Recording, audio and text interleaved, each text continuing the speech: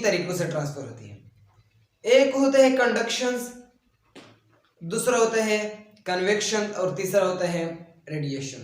आज हम डिस्कस करेंगे कंडक्शन को। The process in which heat transfer from one place to another place by particle to particle and temperature difference.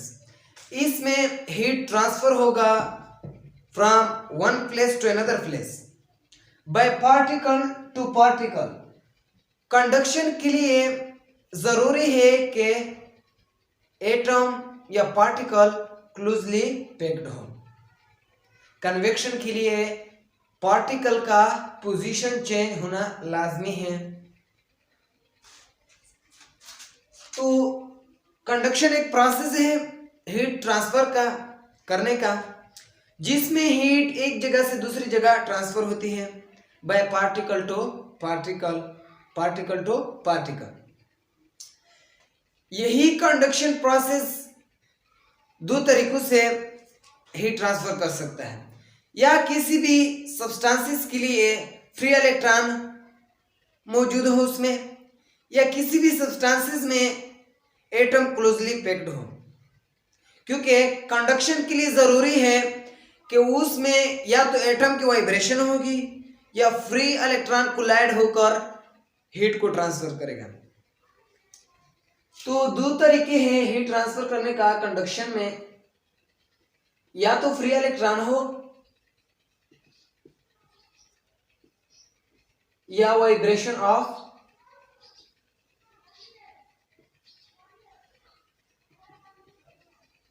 या हम यहां पर लिख सकते हैं क्लोजली पैक्ड एटम।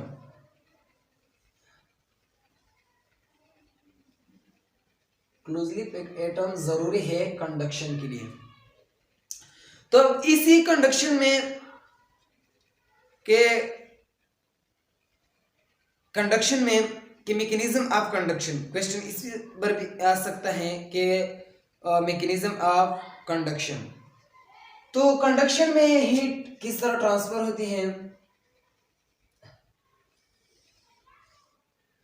हमारे पास यहां पर एक रॉड है,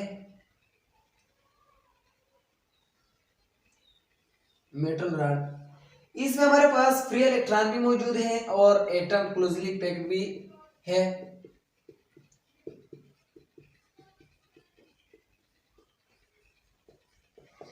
अब जब हम इसको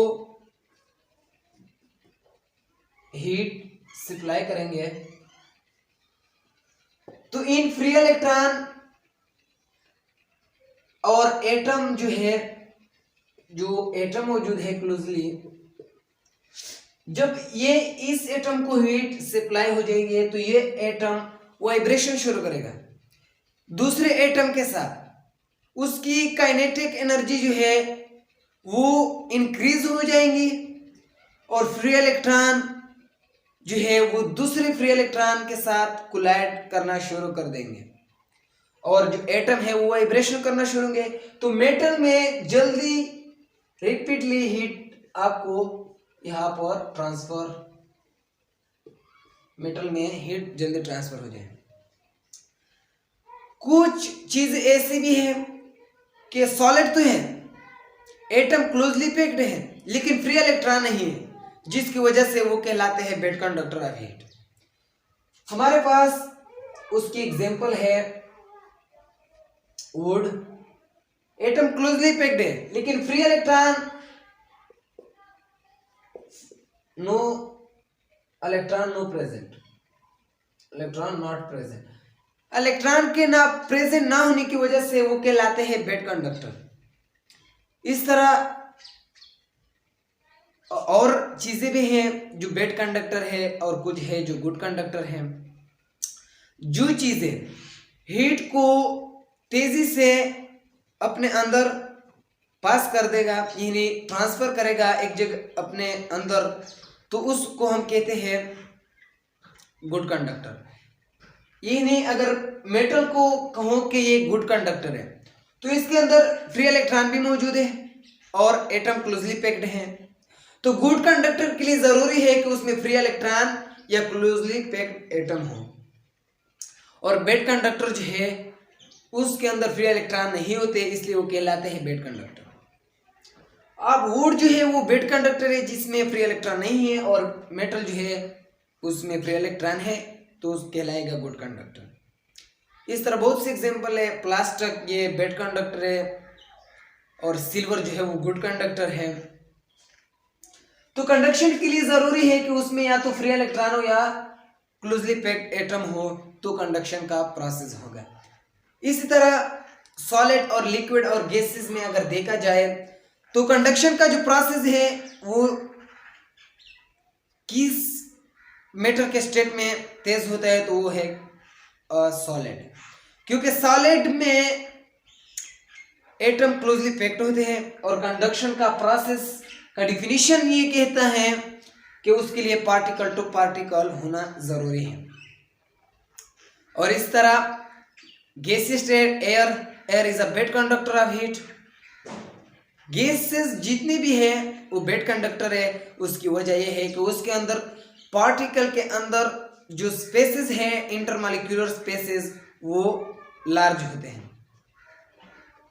और लिक्विड के मुकाबले गैस जो है, नहीं लिक्विड, वो गैस के मुकाबले में हीट कंडक्टर है।